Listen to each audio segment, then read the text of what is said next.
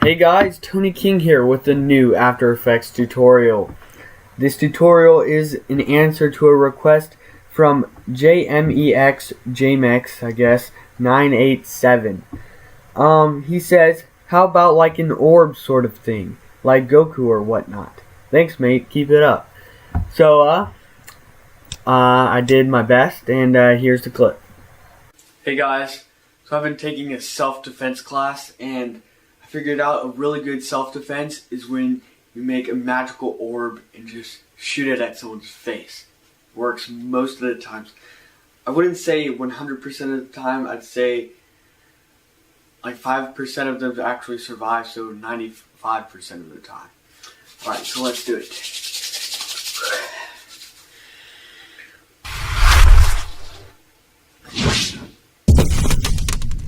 Yeah, there you go. Alright, that was the clip. I hope you enjoyed it. Yeah, those self-defense classes are really helping me out. Okay, so here's the orb we're making, and as you can see, it's not perfect on the edges, but we won't have to worry about that. Okay, so I'm going to start off by showing you how I made this orb. I called the compass ball. It's 1920 by 1080 size, but let's go ahead and look through this step by step. So I started off with just a solid layer, and it has two effects. The color of the layer doesn't actually matter. So it has two effects: fractal noise and CC sphere. Let's start off by showing fractal noise, and this fractal noise is a really useful tool to just make fractal noise. Okay, so I just tweaked a little bit with the settings: 141 contrast, 12 brightness, 6.9 complexity, and I think that's pretty much it that I changed. And then the evolution, I just started at 0, hit the stopwatch for keyframe, went to the end, and set it to 2, so that it just moves a little bit throughout the thing. And then to make it an actual sphere, I use this really nice effect that's in After Effects. It's called CC Sphere. So if you just write in sphere, you get two effects, spherize and sphere, but you want CC Sphere for perspective, and it turns it into this. Well, for this you have to do some changes with the lighting and radius. So I put the radius down to 467. Change the light intensity to 148, light height to 90, and then light direction to -183. That's just what worked out for me. And then I did add some rotation. On the y-axis, I started at 0, and at the end of the composition, I put it to -2. And there's no particular reason for that, really. Just add some motion and rotation to the sphere. And let me tell you, this is not an actual 3D object. This is actually just plain old 2D. Okay, and then what I did was I made a new layer. That's just pale purple solid. That's just actually the last color I'd used for another project I was working on, and again, it doesn't matter. So what I did here was let me turn off the effect. I just made a mask around my sphere, and I added the Saber effect, which is a free plugin from Video Copilot. Very useful plugin here, Saber. That works very well for a lot of different reasons, for text and for lightsabers and things of that thing. Yeah, you get it. Okay, so I do recommend you get that for this project and for any other project, but this is what I am using for this project. And so go ahead and make it to screen, the transfer mode to screen, and here's Saber. So my preset is on Patronus. Glow color is the same color as the sphere. Okay, and actually in the CC Sphere effect, I had to change the light color to this cyan color. The color doesn't actually matter, just as long as it matches with the saber effect. So let's go into saber effect again, and I changed the glow color to that color. Glow intensity 50%, glow spread 16, glow bias 0.31, and core size 2. I did change the core type to layer mask so it follows the circular mask. I should have said that before, sorry. And that's all I changed. And then I duplicated the layer and added one on the bottom. As you can see, that adds a lot of glow. But I did this just to add like depth, and I do think it does add a little bit of depth and glow on the outside.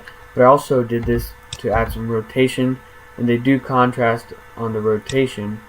Well, the top one isn't actually rotating, so that's where the contrast comes from. So you're sort of seeing this rotation on the exterior, sort of in the background, and that's what I was going for. Okay, so then I made a full composition with my footage, and here's me being an idiot and talking about self-defense classes, and then I isolated the section that has the actual effect and pre-composed it. So let's go into that composition. And here we have our composition. I'm going to turn off these all these layers, and here we have just the effect. And so I brought in our composition with the actual orb, which is very customizable. And so I set it to screen to begin with, and I also made it a 3D layer.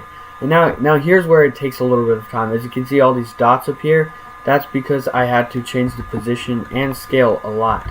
So here's all the keyframes for this. It's quite a bit. So most of them are just position and scale. So I went ahead and I just scaled it up with my hands, and it is a little bit tedious, but I do recommend you actually try to do this well so that it looks nicer. And as you can see, I don't have to do it frame by frame, just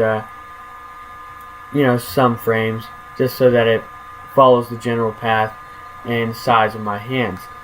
But then what I also did was I added a mask and set it to subtract. With this mask, there's quite a bit of free keyframes, and let me show you what I did do with this keyframe. As you can see, it covers up my lower hand. What I wanted to do was put my lower hand so that it's like my fingers actually do cover the ball, so it adds a little bit of depth to the actual effect. Let me go back to fit up to 100%. Here we can see it. So that just sells the effect a bit more. And yeah, as you can see here, it does look a little like it is actually there. And you can sort of see the edge here, but again, it's not very noticeable, and I wouldn't worry too much about that. Okay, and now I started adding adjustment layers.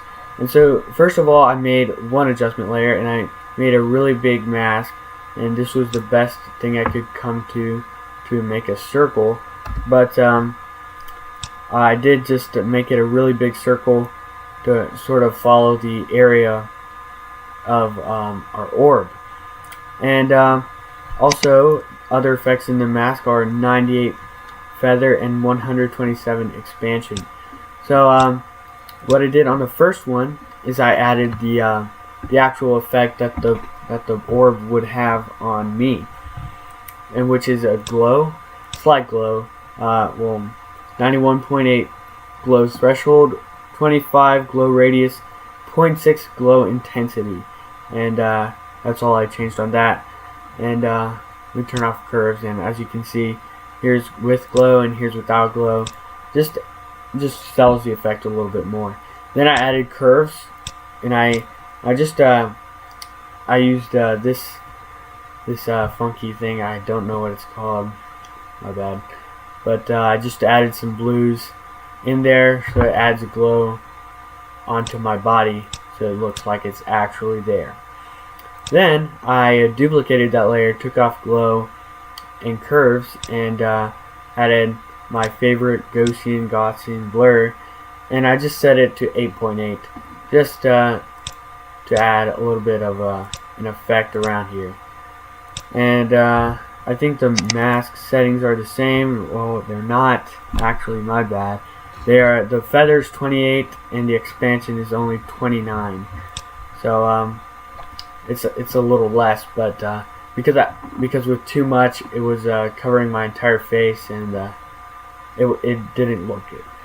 Okay, but now when you're getting to the point, well, when I was getting to the point where I was actually launching the orb out of the shot, here it goes, I didn't want to just have position keyframes and scale keyframes, because that didn't really sell the effect. So what I did was I had the layer as 3D, and I just went ahead and edited the orb in 3D space, so it's actually coming at the camera in a 3D area instead of just going to the side, which would not have looked as good. And I think that just really sells the effect more alongside the sound effects. Yeah, that's actually what I've got for you today. That's the orb effect. I think it looks pretty good. I hope it's a Goku-like or whatnot. Mr. JMX987. I do thank you for your requests a lot. I haven't gotten many of those, and I really would like if you people would ask me for more tutorials, but you don't have to. So thanks for watching this tutorial. I hope you enjoyed it. Comment down below for any other tutorials, of course. Like the video, comment, or I already said that, and of course subscribe to my channel for more tutorials, and just go ahead and watch my other tutorials if you haven't seen them. I make some Doctor Strange tutorials that are pretty popular. They look pretty good, I think. And yeah, that's what I have for you today. Stay tuned for more.